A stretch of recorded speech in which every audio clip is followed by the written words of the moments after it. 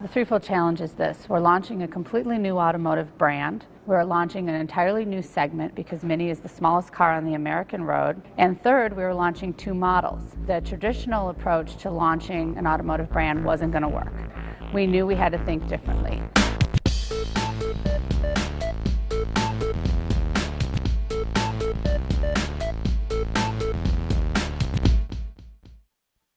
The unique thing about the Mini was it's been built for over 40 plus years in Europe.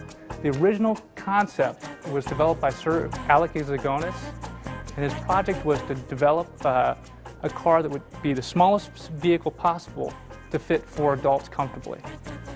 So that same concept had to be done for the new Mini. And what's interesting is, normally when you're designing a new car, you have maybe 3 or 4 design concepts. For the Mini, it took 15. Because you literally were redesigning an icon. And our long-term vision is for the new Mini to become an icon in the United States as well. And that's very important for a few reasons. Number one, icons are always appropriate. They're never a fad. Icons are never out of style. And they're classless. And by meaning classless is that they appeal to people from 16 to 60. Considering the Mini's start and history in the UK helped determine how to look at its future. First off, we are going to celebrate it. We can't deny it. Mini is the smallest car on the American road, so we're going to have fun with it. Let's hit the road!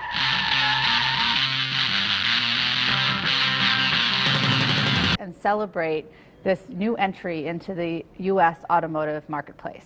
Next, Mini needed to know who the customer would be, because it would enable them to tailor their marketing communications to appeal to the prospective buyers in an interesting way. We said very early on, we took the car out and we showed it to consumers across the board. So what we found in talking to these consumers is that they share many of the same traits. They're very successful in general, but they define success for themselves. So rather than a bank account being full, I might have the greatest collection of South African art. They are technologically savvy and very comfortable with the web. And we knew that they would do a lot of online research ahead of time. They know what they want exactly what they want, and as fast as they can get it. So there was this real mindset that started to develop, and we said, you know, this is very, very interesting because this is not a typical way to segment, and so this is going to have to force us to be incredibly creative in our approach to marketing.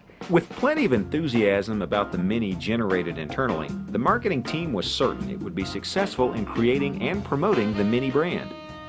Our goal was really to create one singular tone of voice for Mini. So we knew that we could not work independent of one another interdepartmentally.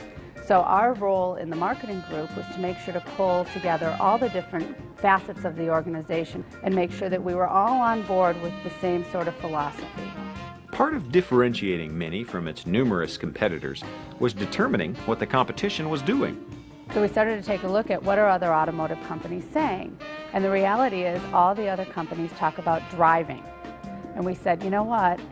Mini is something different. Mini has a spirit of its own, and driving isn't the right way to approach talking about Mini. The Mini team set out to create an integrated message that would appeal to its customers. We created our own culture of driving, really, and we call it motoring. So one of the first things we did was publish a little book called The Book of Motoring. And we distributed over 300,000 of these via requests on the website, auto shows, events, really to explain this culture. And what this culture is all about, it's about volunteering jumper cables. It's about more than going from A to Z, but it's everything in between. It's all about smiles, because a Mini makes you smile when you're motoring in it, rather, but it also makes other people smile. It's about taking the long cut rather than the short cut. So for example, we have lines such as, once you've had small, you'll never go back. The SUV backlash officially starts now, and let's sip, not guzzle.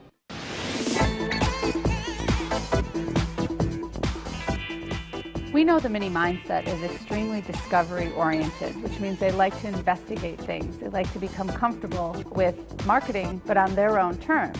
So MiniUSA.com became an excellent conduit for us, both in pre-launch, during launch, as well as then customer retention. Our pre-launch efforts included a CRM email campaign which netted 150,000 people raising their hand and registering on MiniUSA.com for more information.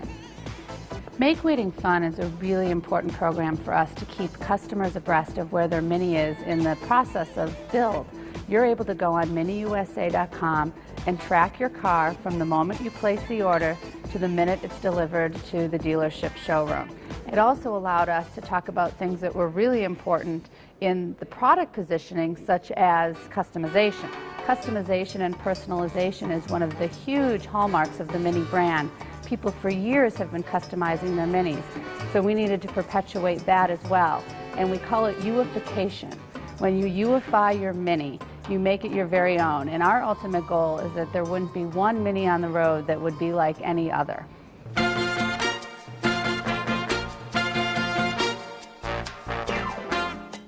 Mini uses several non-traditional approaches to distributing its message. By focusing on less expensive mediums such as print ads and billboards to communicate their message in new and edgy ways, they get a much bigger bang for their buck. Mini doesn't use the term advertising. We rather reframe it, and we call it creative content and creative content distribution. It includes everything from the new owner's welcome kit, the New Yorker cartoon booklet, Mini on an SUV, Mini mold, auto show displays, as well as MiniUSA.com. So as you can see, it's a very broad range versus just your typical ad, if you will.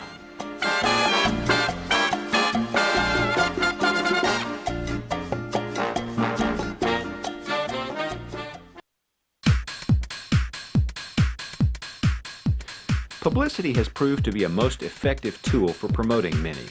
The news and auto media have been inundated with articles and awards regarding the safety, reliability, and ultimate value of the Mini. It truly, for Mini, has been one of the most powerful communication tools we had, because the PR was so extensive and so in-depth and truly magnificent, and it really opened the door and allowed us to do some very unique and different non-traditional approach marketing.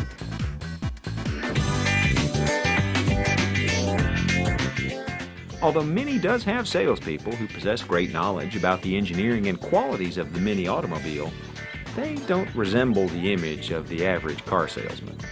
The typical car salesperson title did not quite seem right for Mini, so instead we coined the term Mini Motoring Advisor. We invested very heavily in the training of these motoring advisors to create the ultimate brand experience for the consumer, yet again one of those all-important consumer touchpoints. Welcome to Prestige Mini. My name is Augie Traeger. I'm the sales manager at Mini. I think it's a little bit different than your average car dealership, and marketing is completely different from what people are used to. This was a scavenger hunt that we had in the fall, and we had different clues to different points that you would try to meet. And if you were successful enough to meet at all these points, you got a piece of the puzzle. And whoever had the most pieces of the puzzle that met at the final destination and put it into the giant puzzle, which created the classic Mini at the end, got a prize. It was at an apple orchard in upstate New York. The Mini Motoring Advisors truly act as an extension of the Mini brand when it comes to the customer retail experience. Mini has successfully built a marketing communication system which listens to all groups within the organization, responds quickly to customer feedback and information, and uses their marketing messages to let their customers know they are listening and responding to their needs. A rare opportunity presented itself when we were asked to launch the Mini. Kind of reinvent automotive history. And consumers, as we noted earlier, had virtually 0% brand awareness. People were unsure whether it would be successful or not. So we truly got to build the brand from the bottom up. We ended up winning the North American Car of the Year, and we're the first European vehicle ever to do that, and we did it with the Mini.